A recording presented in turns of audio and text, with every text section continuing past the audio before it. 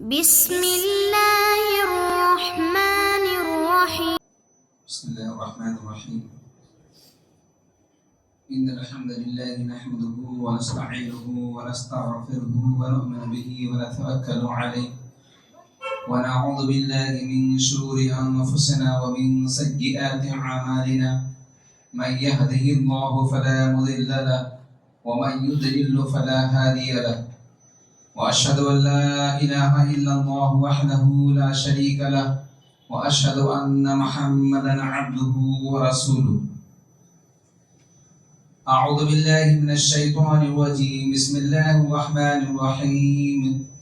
يا أيها الذين آمنوا اتقوا الله حق تقاته ولا تموتن إلا وأنتم مسلمون. يا أيها الذين آمنوا اتقوا الله وقولوا قولا سديدا يصلح لكم أعمالكم ويغفر لكم ذنوبكم ومن يطع الله ورسوله فقد فاز فوزا عظيما. يا أيها الناس اتقوا ربكم الذي خلقكم من نفس واحدة وخلق منها زوجها وبث منهما رجالا كثيرا ونساء واتقوا الله الذي تساءلون به والأرحام إن الله كان عليكم رقيبا. أما بعد فإن خير الحديث كتاب الله وخير الهدي هدي محمد صلى الله عليه وسلم وشر الأمور محدثاتها وكل محدثة بدعة وكل بدعة ضلالة وكل ضلالة في النار. أعوذ بالله من الشيطان الرجيم. بسم الله الرحمن الرحيم. حافظوا على الصلوات والصلاة الوسطى وقوموا لله قانتين. معزز حاضرین جمعہ،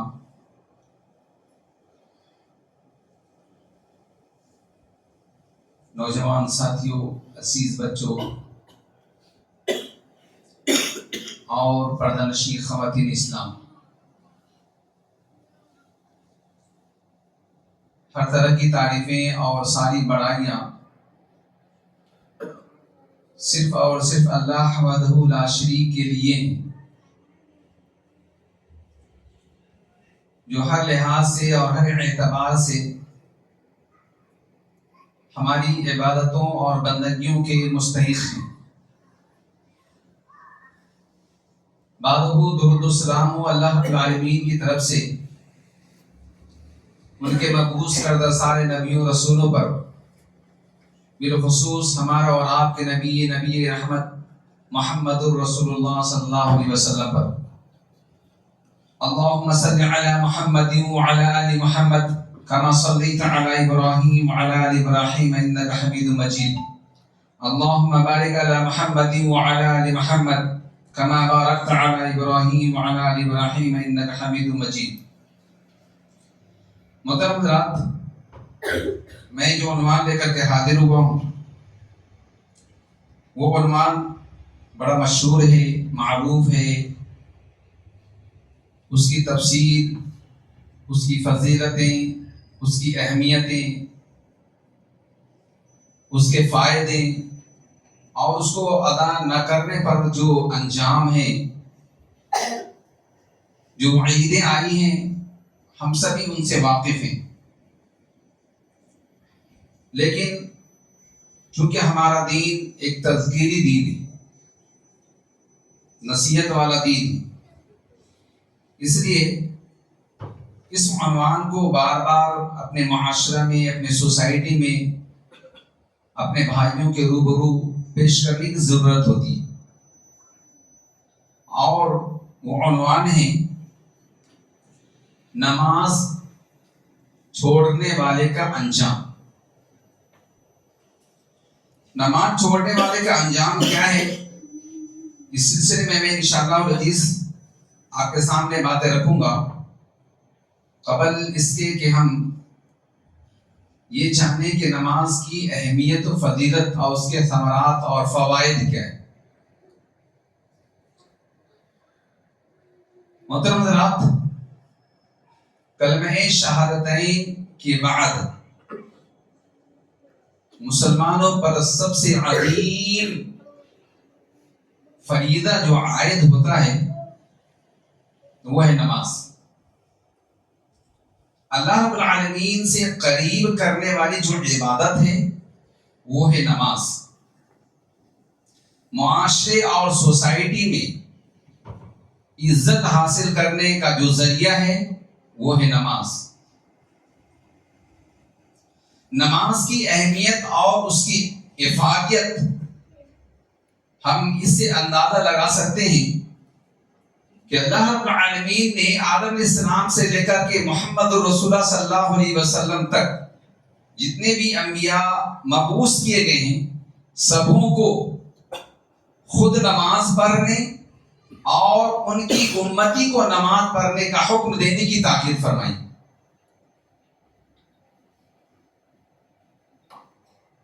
پھر اللہ رب العالمین نے ہمیں محمد رسول اللہ صلی اللہ علیہ وسلم کے ذریعے سے نماز کا طریقہ بھی بیان فرما دیا ہے، نماز کے اوقات بھی مقرر فرما دیے،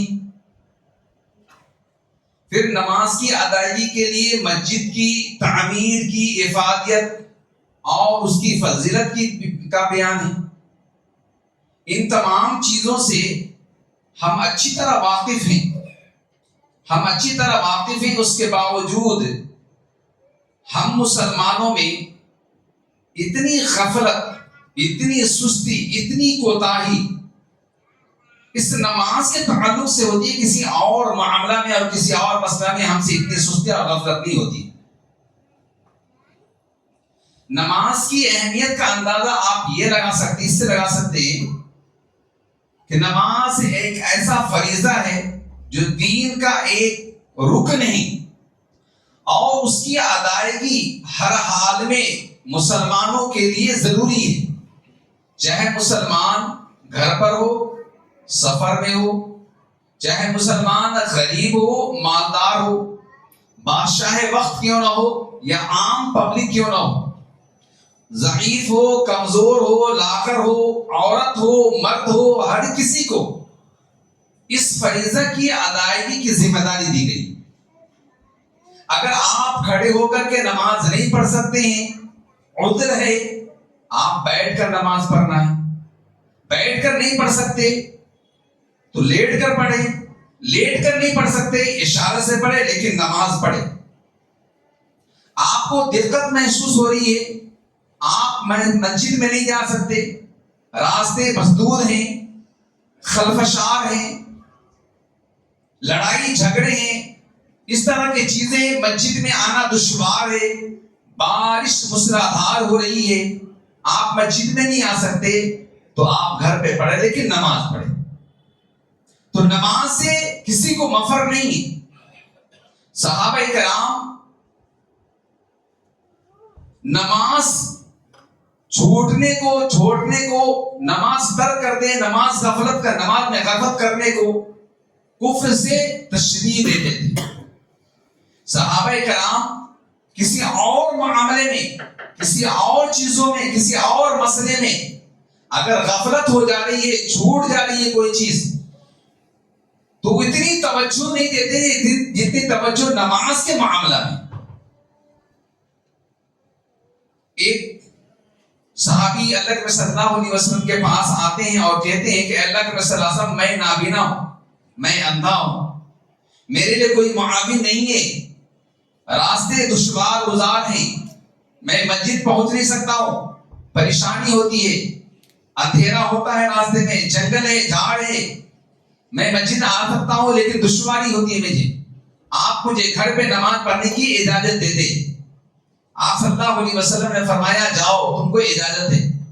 جب جانے لگے تو آپ صلی اللہ علیہ وسلم نے پھر بلایا، کہا هل تسمع النداء، کیا تم اذان کی آواز سنتے ہو؟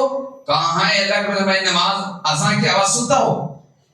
پھر آپ صلی اللہ علیہ وسلم نے فرمایا میں تمہارے لیے رخصت نہیں پاتا، تم کو مسجد میں آنا ہی پڑے گا، نماز کی ادائیگی کرنی ہی پڑے گی۔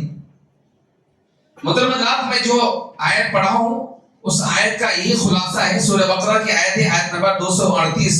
اللہ رب العالمین نے اس آیت میں فرمایا ہے حافظوا علی الصلوات، نمازوں کی حفاظت کرو، والصلاۃ الوسطی، خاص طور پر درمیانی نمازوں کی، وقوموا للہ قانتین، اور کھڑے ہونے والوں کے ساتھ کھڑے ہو جاؤ۔ اس آیت میں اللہ رب العالمین نے 5 وقت کی نماز کی بحفاظت اور مداومت کے ساتھ، پابندی کے ساتھ ادائیگی کا حکم دیا ہے، اور پھر جماعت کے ساتھ نماز پڑھنے کی تاکید فرمائی، قوموا للہ قانتین، کھڑے ہونے والوں کے ساتھ، مطلب جماعت کے ساتھ نماز پڑھو، مسجد میں آ کر کے نماز پڑھو۔ نماز نہ پڑھنے والے، بلکہ یعنی جماعت سے غفلت برتنے والے کے سلسلے میں آپ صلی اللہ علیہ وسلم نے فرمایا کہ میں سوچتا ہوں، ارادہ کرتا ہوں کہ میں اپنی جگہ کسی اور کو نماز پڑھانے کا حکم دے دوں، اور میں جاؤں محلوں میں، سوسائٹیوں میں گھوموں پھروں اور دیکھوں کون جماعت سے پیچھے رہتا ہے، صرف جماعت سے پیچھے رہنے والے کے میں گھر کو جلا دوں۔ اتنی سخت وعیدیں آئی ہیں، بلکہ اس سے بھی زیادہ وعیدیں انشاءاللہ میں آپ کے سامنے رکھوں گا۔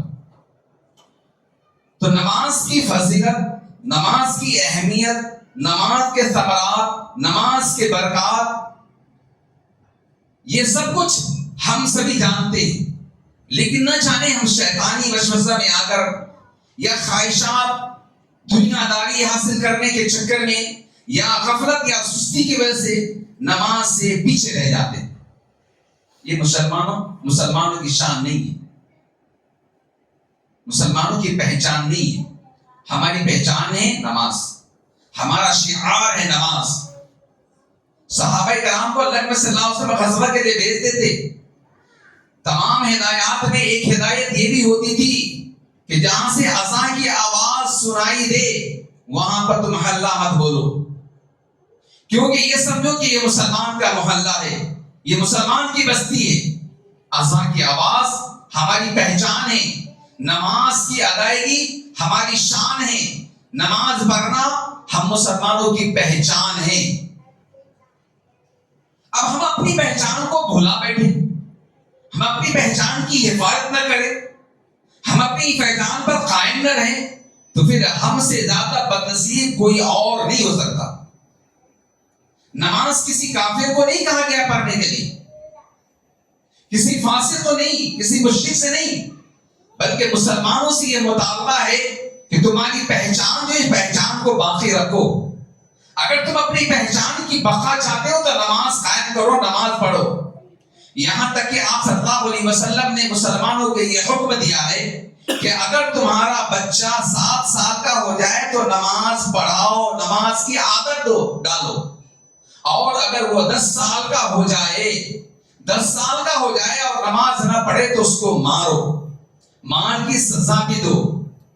علماء محدثین اس حدیث کی روشنی میں یہ فرماتے ہیں کہ جہاں پر یہ حدیث ہمیں نماز کی فرضیت بتا رہی ہے، وہیں پر ہمیں یہ بھی بتا رہی ہے کہ ہم اپنی اولاد کو نماز کے عادی بنائیں، اور اگر اولاد ہمارے کہنے کے باوجود نماز نہیں پڑھتا ہے تو شریعت اس بات کی اجازت دیتی ہے کہ آپ اسے مار کی سزا بھی دے سکتے ہیں۔ دوستو اپنے دل پر ہاتھ رکھ کر کے سوچیے، ہم مسلمان ہیں، ہمارے گھر میں آل و اولاد ہے، اللہ رب العالمین ہر کسی کو حشاش و بشاش رکھے، خوش و خرم رکھے، ہمیشہ منفعت بخش فائدے وقت تجارت کرنے اور بیپار کرنے کی توفیق عطا فرمائے۔ لیکن پھر ہم اپنے دل پر ہاتھ رکھ کر کے سوچئے، ہم اپنے اولاد کے تئیں ہم کتنے ہوشیار ہیں کہ اپنی اولاد کو نماز کی تاکید کرتے ہیں۔ وہیں پر ہماری اولاد جب کمانے کے لائق ہوتا ہے، کاروبار کے لائق ہوتا ہے، دکان پہ جانے کے لائق ہوتا ہے، اگر وہ ایک دن نہ آئے ڈانٹ ڈپٹ دیتے، دوسرے دن نہ مار بھی دیتے، تیسرے دن نہ آئے اور نہ جائے تو اس کو گھر سے باہر بھی کر دیتے۔ کون ہے ہمارے معاشرے میں ایسا پیرنٹ، کون ہے ہمارے معاشرے میں ایسا سرپرست، کون ہے ہمارے معاشرے میں ایسے والدین جو اپنی اولاد کو نماز نہ پڑھنے کی خاطر سزا دیتا ہو؟ اپنی اولاد کو نماز نہ پڑھنے کی وجہ سے گھر سے باہر کر دو، اس کا کھانا بند کر دیتا ہے کوئی؟ الا ماشاء اللہ۔ مگر سوال یہ نہیں ہے آپ اپنے اولاد کو کیوں نہیں تاکید کرتے، کیوں نہیں تنبیہ کرتے ہیں؟ کیونکہ آج مسیح خود بیمار ہے، ہم خود بیمار ہیں، ہم خود نماز نہیں پڑھتے، ہم اپنے اولاد کو نماز پڑھنے کی تاکید کیسے کر سکتے ہیں؟ اس منہ سے تو اپنے آپ کو کہتا ہے شراب، اے روح سیاہ، تجھ سے تو یہ بھی نہ ہو سکے۔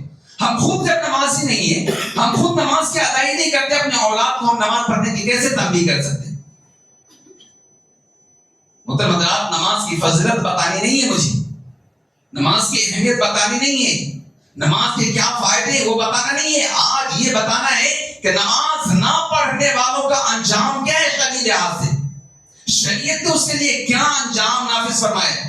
ایک آیت میں آپ کے سامنے رکھ رہا ہوں، اللہ رب العالمین نے قرآن مجید میں فرمایا ہے فَخَلَفُوا خَلْفٌ أَضَاعُوا الصَّلَاةَ وَاتَّبَعُوا الشَّهَوَاتِ فَسَوْفَ يَلْقَوْنَ غَيًّا۔ سورہ مریم کی آیت ہے کہ اللہ رب العالمین نے فرمایا بعد میں ایسے ناہنجار پیدا ہوئے، ناخلق پیدا ہوئے، فَخَلَفَ خَلْفٌ أَضَاعُوا الصَّلَاةَ، جنہوں نے نماز کو ضائع کر دی، شہوات پر عمل کرنے لگے، تو اللہ رب العالمین نے اس کا انجام کیا بیان فرمایا؟ فَسَوْفَ يَلْقَوْنَ غَيًّا، تو اس کا ٹھکانہ کیا ہے؟ غی ہے، غی۔ محدثین کرام غی کی تشریح فرماتے ہوئے فرماتے ہیں غی ایک ایسا نہر ہے جو بہت زیادہ گہرا ہے، اور ایسا نہر ہے جس کا پانی کڑوا اور کسیلا ہے، اس نہر میں وہ ڈالا جائے گا، غی نامی وادی جہنم میں وہ آدمی ڈالا جائے گا، نماز ادا نہیں کرتے ہیں، نماز نہیں پڑھتے ہیں۔ آج ہمارے معاشرے میں ایسے ڈھیروں سارے لوگ ہیں جو نماز میں غفلت کیا اثر رو مجموعی طور پر نماز کی پابندی کرتے ہی نہیں۔ کئی قسم کے لوگ ہیں، کچھ تو نماز پڑھتے ہی نہیں ہے، تابت نماز نہیں پڑھتے، جمعہ کی نماز کیا، عید بقرعید کی نماز پڑھتے بس، وہ بھی چاروں ناچار۔ معاشرے والے کیا سمجھیں گے، پڑوسی کیا سمجھیں گے، ارے عید بقرعید کا بھی نماز نہیں پڑھتا ہے، کتنا ناہنجار ہے۔ معاشرے والے کے تانوں کے ڈر سے وہ نماز پڑھنے چلے جاتے، سالوں سال نماز نہیں پڑھتے۔ کچھ لوگ ایسے ہیں جو ہفتے میں نماز پڑھتے ہیں، کچھ لوگ ایسے ہیں جو ڈیلی پڑھتے ہیں، لیکن ایک وقت پڑھتے ہیں، دو وقت اڑا لیتے ہیں، دو وقت پڑھتے ہیں، تین وقت اڑا لیتے ہیں، بہانہ وہی جو ہمارے پاس ہے، ارے مجھے صاحب میں بھول گیا، ارے بھائی میں کیا کروں، مصروف تھا، ارے دکان پہ کہاں آ گئے، ارے آفس میں بہت اچھا کام تھا، بہت ضروری کام تھا۔ کیا اللہ رب العالمین کو بھی یہ عذر ہم پیش کر سکتے ہیں؟ کیا اللہ رب العالمین کو ہم کہہ سکتے ہیں آفس میں آج کام تھا؟ کہ آپ چاہتے ہیں کہ اللہ رب العالمین آپ کو کام سے بری کر دے، آپ کو کام ہی نہ دے؟ کیا کریں گے آپ؟ اگر آپ کے آفس میں کام ہی نہ رہو، آپ کے دکان پر گاہک ہی نہ ہو، پھر گاہک نہ ہونے کی شکایت کریں گے۔ اور جب گاہک آ رہے ہیں، کسٹمر آ رہے ہیں، لینے والے آ رہے ہیں، تو ہم مجبوری بتاتے ہیں کہ گاہک آ گئے، کسٹمر آ گئے سودا لینے کے لیے، کوئی بھی نہیں تھا دکان پہ۔ یہ سب عذر لنگ ہے میرے بھائیو، عذر لنگ ہے۔ نماز اگر اعتقادی طور پر کوئی بندہ نہیں پڑھتا ہے، نماز سے انکار کرتا ہے، تو یہ سارے ائمہ کرام اور مفتیان اعلام اور صحابہ کرام سے لے کر کے آج تک کے علماء اعلام کا یہ فتویٰ ہے متفقہ طور پر کہ وہ کافر ہے جو نماز اعتقادی طور پر نہیں پڑھتا ہے۔ نہیں پڑھتا ہوں نماز، نہیں پڑھوں گا، نماز کا انکار کرتا ہے، گویا کہ اسلام کے ارکان میں سے ایک رکن کا انکار کر رہا ہے، اور اسلام کے پانچوں ارکانوں میں سے کسی ایک رکن کا انکار کرنا یہ کفر اور شرک کی دلیل ہے۔ تو اس کی بات تو چھوڑیے، لیکن جو اپنے آپ کو کہتا ہے نہیں نماز بھائی پڑھنا ہے، نماز پڑھنا ہے، بہت فضیلت والی عبادت ہے، بڑی اہمیت والی عبادت ہے، لیکن پھر بھی نہیں پڑھتے۔ یا کچھ لوگ ہوتے ہیں جو اپنے گھروں پر نماز پڑھتے ہیں، بہت سارے لوگوں کو آپ دیکھے ہوں گے مسجد جانے کی توفیق نہیں ہوتی ہے، گھر پہ پابندی کے ساتھ نماز پڑھتے، کہتے کہ میں پڑھتا ہوں نماز۔ علماء کرام ایسی نمازوں کی نماز کو دھتکار دیے ہیں، ایسی نماز قبول نہیں ہوتی ہے۔ پھر کہ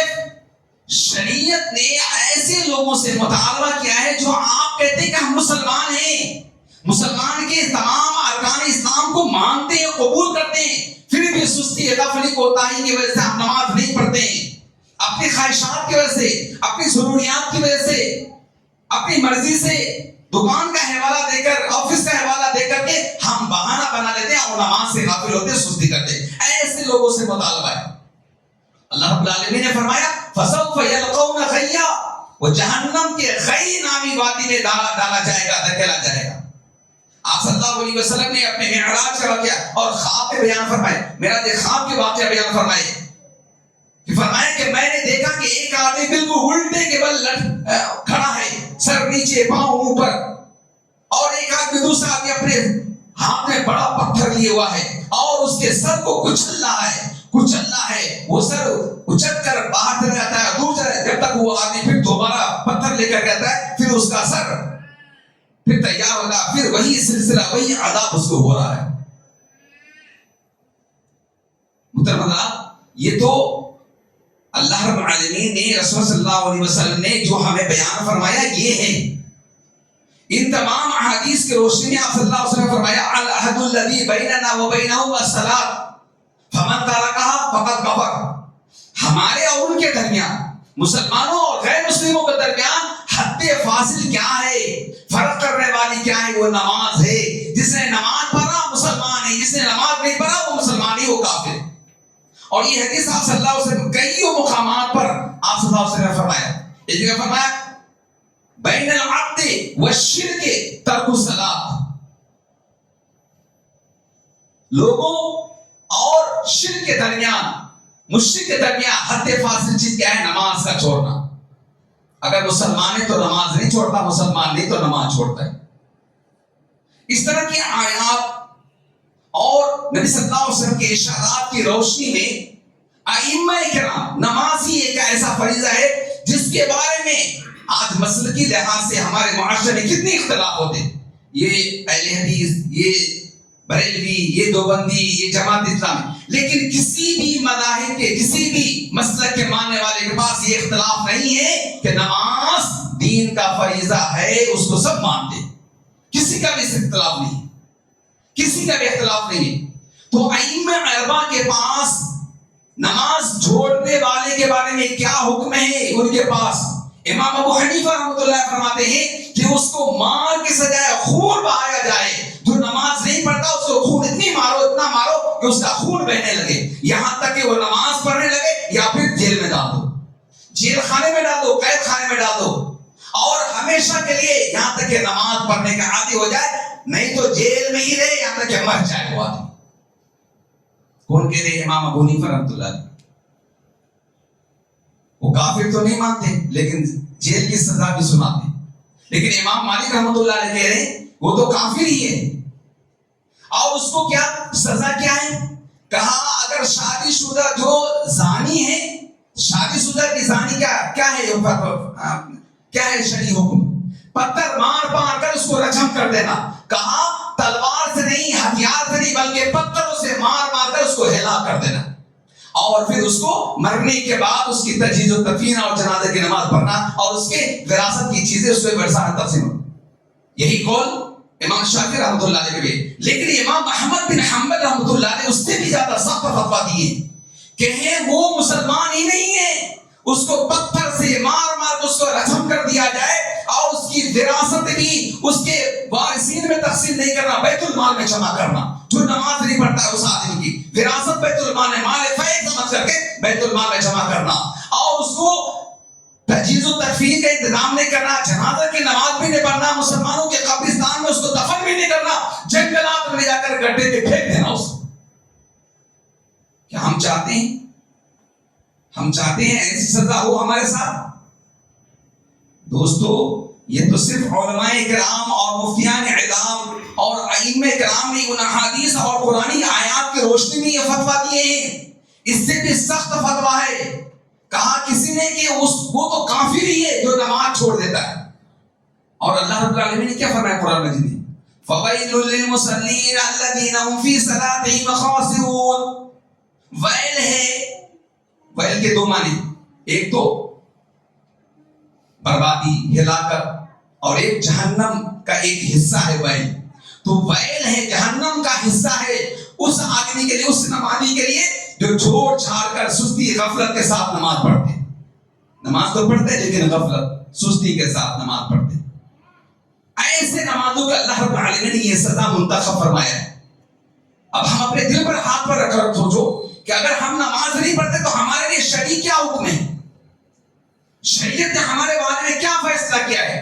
کہ ہم مسلمان ہیں, دائرہ اسلام میں ہیں ہم؟ نہیں میرے بھائیوں, نہیں. پھر بھی ہم اپنے آپ کو کہتے ہیں ہم ہیں اشتباز. اے روزیا تجھ سے تو یہ بھی نہ ہو سکا. ہم کہتے ہیں مسلمان. ارے آپ مسلمان کہتے ہو یہ خوشی کی بات ہے, لیکن آپ نماز کیوں نہیں پڑھتے؟ یہ تو بری بات ہے نا. کسی لحاظ سے آپ کہتے ہو کہ مسلمان ہیں. آپ کی شان, آپ کی آن, آپ کا مقام, آپ کی عزت, آپ خود اپنے آپ کو برباد کر رہے ہو. کس اعتبار سے آپ کہتے ہو مسلمان ہیں؟ جو مسلمان نماز نہ پڑھے مسلمان کس لحاظ سے؟ یہاں تک کہ علماء کرام نے یہ بھی فرمایا ہے کہ اگر مرد نماز نہیں پڑھتا ہے تو عورت حساس ہو اتنا کہ اپنے مرد کو چھوڑ دے. اگر عورت نماز نہیں پڑھتی ہے تو مرد کو چاہے اپنے بیوی کو طلاق دے دے. یہ فیصلہ ہے شریعت کا, یہ حکم ہے شریعت کا. دوستو بری بات نہیں ہے, برا سننا نہیں ہے, آپ اس کو بری بات نہ سمجھے, بلکہ اپنے دل پر ہاتھ رکھ کر کے سوچیں ہم مسلمان ہیں نا, ہم مسلمان ہیں نا. ہم اپنے آپ کو مسلمان کہتے نہیں کہتے؟ مسلمان کی پہچان کیا ہے؟ مسلمان کی پہچان کیا ہے؟ اگر آپ کو ننگا ہو کر کھڑا کر دیا جائے راستوں پہ تو آپ شرم کے مارے ڈوب جائیں گے, مر جائیں گے. ایک ننگا ہونا اپنے آپ کو قبول نہیں کرتے ہیں, شرم کے مارے آپ بے شرم ہو جاتے ہیں, شرم ہو جاتے ہیں, اور آپ کی نماز چھوٹ رہی ہے, شرم نہیں آتی ہے, ہمیں احساس نہیں ہوتا ہے. ہم مسلمان ہیں, ہم دعویٰ کرتے ہیں مسلمان ہونے کا, ہم دعویٰ کرتے ہیں اللہ کے ماننے والے, اللہ کے مطیع فرمان رسول صلی اللہ علیہ وسلم کی اتباع کرنے والے, اور پھر ہم نماز چھوڑتے ہیں. اللہ کے نبی صلی اللہ علیہ وسلم نے فرمایا کہ اے بلال نماز پڑھو اور مجھے راحت بخشو. ایک صحابی کہتے ہیں کہ میں نبی صلی اللہ علیہ وسلم کے لیے وضو کے پانی وغیرہ انتظام کرتا تھا. ایک مرتبہ وضو کا پانی لے کر کے آیا تو فرمایا کہ اللہ کے رسول نے فرمایا کہ اے فلاں میں صحابی کا نام بول رہا ہوں, کہا مانگو کیا مانگتے ہو؟ کہا میں مانگتا ہوں اللہ کے رسول میں جنت میں آپ کی رفاقت مانگتا ہوں, آپ کی صحبت مانگتا ہوں. کہا اور مانگو, اور کیا مانگتے ہو؟ مانگو. کہا بس یہی میرے لیے کافی.